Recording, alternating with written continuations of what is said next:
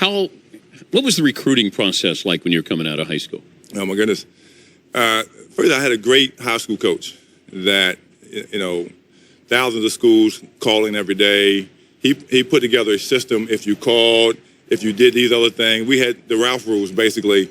If you called a certain time, you didn't, we X you off the list. So we had fun. The city of Harrisonburg, Virginia had fun. I mean, we had 2,000 or 3,000 people at some games every night. Were you 7'4"? No. I was 6'7" in the 9th grade, and I played on the JV team and I played on varsity at the end of that year. The next year, I was probably 6'10". It grew 3 or 4 inches every year. I was 7'1" when I left high school, and then I grew to 7'4" in college. But the expectation level on a big man, we always expect more. Yep. From Kareem to you. It doesn't matter. Everybody, it's like you can't live up to the expectations because you're a certain height. Yeah.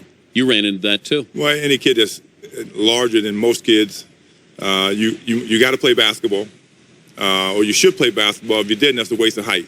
So you hear all kinds of stories. Then if you play, the expectations are enormous because of the giants that played before. Kareem, 7'2", 37,000 points, greatest skyhook, greatest shot in basketball. How can you live up to those expectations that somebody already laid out? So if you don't have that standard, then guess what? It's not that big. And that's the only, you got point guard standards, Oscar Roberts and those guys as well. But if you were tall, you got to play basketball.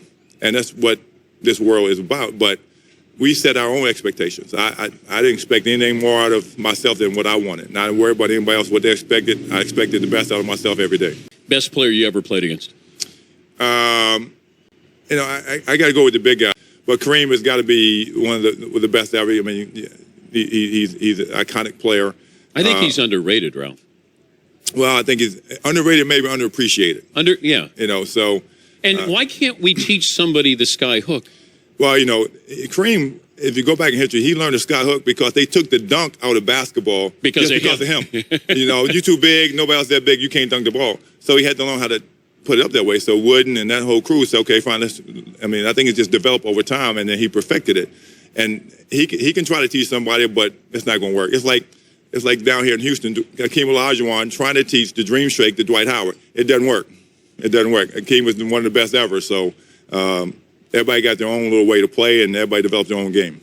Hello everyone, I spend a lot of time trying to get you guys nice videos, so please subscribe to this page, and please subscribe to my second page. The link to my second page is in the description section. Thank you.